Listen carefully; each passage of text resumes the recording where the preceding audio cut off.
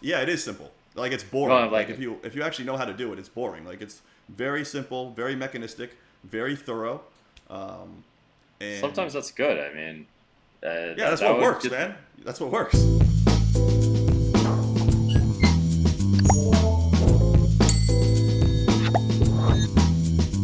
I'm curious how many millionaires you've made.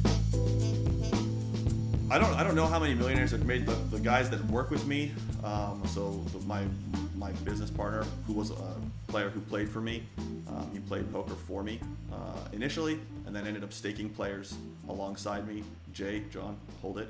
Um, I don't know if he wants anybody to know that, but so that would be one. Connor would be another, and yeah, I don't know the list of how many millionaires I've made, um, but it can be relatively difficult to make some like huge long list of millionaires, but I've coached and helped a number of people get close to that number. Um, Hmm. but as far as like players that I've produced that are worth like 5 million, 3 million, 8 million, like there's not a long list of those. No, none Right, yet. right, of course. That's of course going to be true. Hmm. Um, so, what are some like extreme examples of people that you coach? Because you said it seems like almost everyone has the same results. Do you have some extreme outliers, and is there a reason for them? Did you find, one like a couple guys that are extremely good for whatever Hmm. reason, and then Sure, also the opposite, so someone who just can't seem to win for some sure. kind of reason? I'm a bit curious. Yeah, I'm curious of those sorts.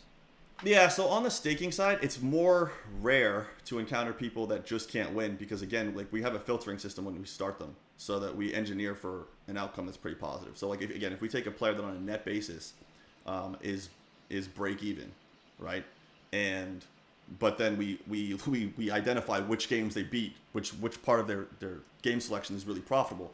We concentrate the action there. We concentrate the investment there. So then they are naturally more successful and are going to be winning right out the gate. And then we kind of coach them to try to improve the win rates and help to maintain that.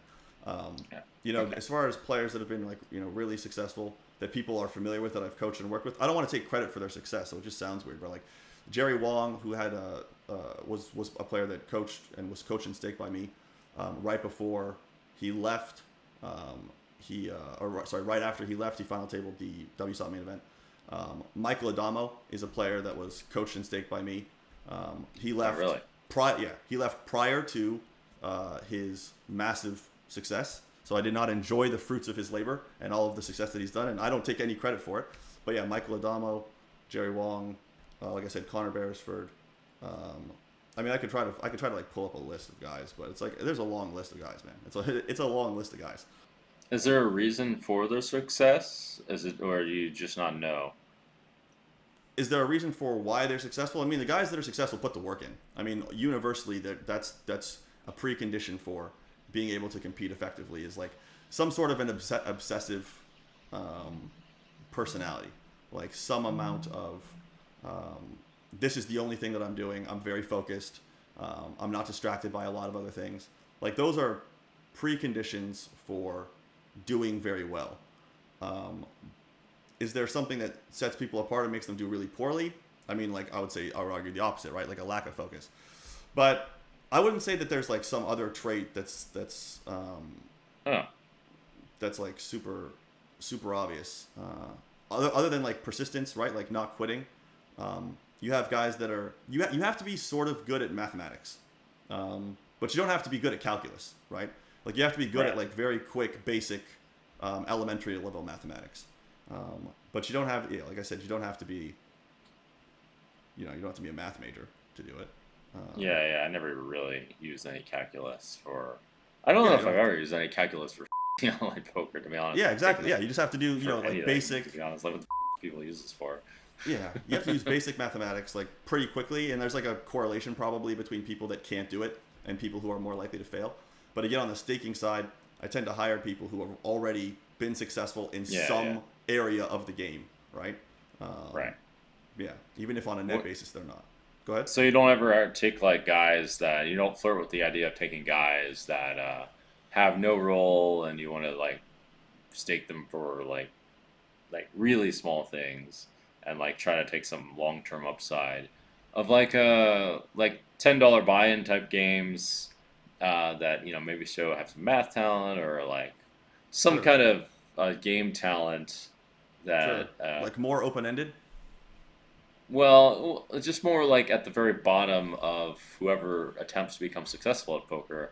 I would think that there might be an opportunity for these guys that just haven't played at all Mm-hmm. and want to play, and maybe they want to, instead of figuring out everything for themselves, and maybe they don't have the means to get $300 because that totally happens, So 100%. quite a lot, Mm-hmm. and it's like it's not that easy, and like for example, like India or wherever.